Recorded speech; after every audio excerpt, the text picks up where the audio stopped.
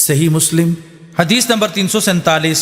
حضرت مسروق رضی اللہ تعالیٰ عنہ فرماتے ہیں، میں حضرت عائشہ رضی اللہ تعالیٰ عنہا کے پاس ٹیک لگائے ہوئے تھا تو انہوں نے فرمایا، اے ابو عائشہ، یہ حضرت مسروق کی کنیت ہے، 3 باتیں ایسی ہیں کہ جو شخص ان میں سے ایک کا قول بھی کرے اس نے اللہ تعالیٰ پر بہت بڑا جھوٹ باندھا۔ فرماتے ہیں میں نے عرض کیا وہ کون سی باتیں ہیں؟ فرمایا جو شخص یہ گمان کرے کہ حضرت محمد صلی اللہ علیہ وسلم نے اپنے رب کو دیکھا اس نے اللہ تعالیٰ پر بہت بڑا جھوٹ باندھا۔ فرماتے ہیں میں تکیہ لگائے ہوئے تھا تو بیٹھ گیا اور میں نے عرض کیا، اے ام المؤمنین، مجھے مہلت دیجئے اور جلدی نہ کیجئے، کیا اللہ تعالیٰ نے نہیں فرمایا وَلَقَدْ رَآهُ بِالْأُفُقِ الْمُبِينِ، اور فرمایا وَلَقَدْ رَآهُ نَزْلَةً أُخْرَى؟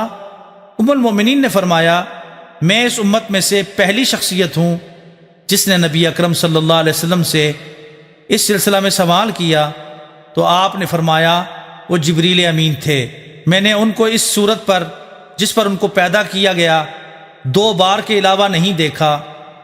میں نے ان کو آسمان سے اترتے ہوئے دیکھا کہ ان کے جسم نے آسمان و زمین کے درمیان کو بھر دیا تھا۔ ام المؤمنین نے فرمایا کہ کیا تم نے نہیں سنا؟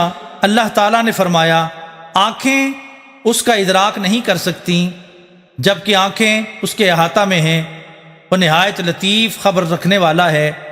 اور کیا تم نے نہیں سنا کہ اللہ تعالیٰ فرماتا ہے کسی بشر کے لیے جائز نہیں کہ وہ اللہ تعالیٰ سے کلام کرے مگر وحی کے ذریعے یا پردے کے پیچھے سے یا وہ اپنا رسول بھیجے۔ ام المؤمنین نے یہ بھی فرمایا جو شخص یہ گمان کرے کہ رسول اکرم صلی اللہ علیہ وسلم نے اللہ کی کتاب سے کچھ چھپایا ہے تو اس نے اللہ تعالیٰ پر جھوٹ باندھا ہے، جبکہ اللہ تعالیٰ فرماتا ہے اے رسول صلی اللہ علیہ وسلم، جو کچھ آپ کی طرف آپ کے رب کی طرف سے بھیجا گیا اسے پہنچا دیجئے، اور اگر آپ نے ایسا نہ کیا تو آپ نے اس کا پیغام نہ پہنچایا۔ ام المؤمنین نے فرمایا جس نے یہ گمان کیا کہ نبی اکرم صلی اللہ علیہ وسلم کل کی خبر ذاتی طور پر دیتے ہیں تو اس نے اللہ تعالیٰ پر جھوٹ باندھا۔ اللہ تعالیٰ ارشاد فرماتا ہے آپ فرما دیجئے جو کوئی آسمان و زمین میں ہے میں وہ غیب نہیں جانتا، صرف اللہ تعالیٰ جانتا ہے۔ حدیث نمبر 348۔ صحیح مسلم حدیث نمبر 348 ایک دوسری سند کے ساتھ بھی اسی طرح مروی ہے، البتہ اس میں یہ اضافہ ہے کہ ام المؤمنین رضی اللہ تعالی عنہ نے فرمایا اگر حضرت محمد صلی اللہ علیہ وسلم ان باتوں میں سے جو آپ پر نازل ہوئیں کسی بات کو چھپاتے تو آپ اس آیت کو چھپاتے۔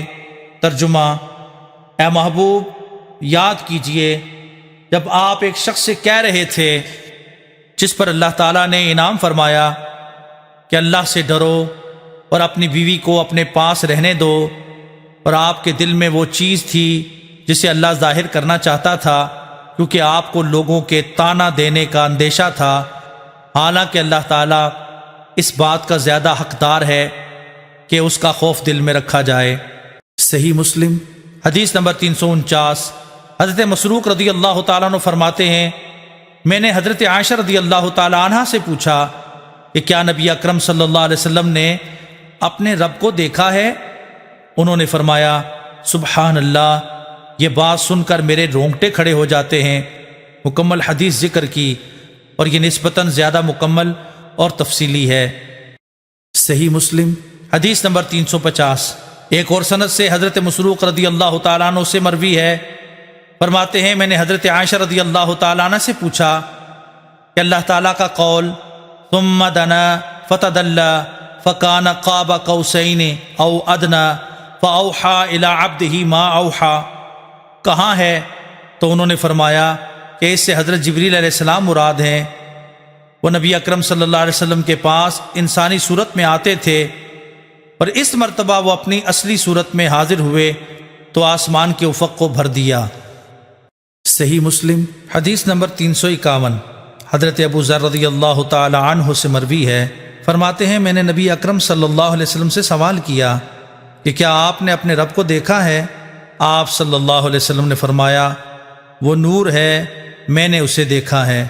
صحیح مسلم حدیث نمبر 352 ایک دوسری سند کے ساتھ بھی حضرت ابو ذر رضی اللہ تعالی عنہ سے مروی ہے، حضرت عبداللہ بن شقیق فرماتے ہیں میں نے حضرت ابو ذر سے پوچھا کہ اگر میں رسول اکرم صلی اللہ علیہ وسلم کی زیارت کرتا تو آپ سے سوال کرتا؟ انہوں نے پوچھا کس بات کے بارے میں سوال کرتے؟ میں نے کہا میں یہ بات پوچھتا کہ کیا آپ نے اپنے رب کو دیکھا ہے؟ حضرت ابو ذر رضی اللہ تعالیٰ عنہ نے فرمایا میں نے آپ سے سوال کیا تھا تو آپ نے فرمایا میں نے نور دیکھا۔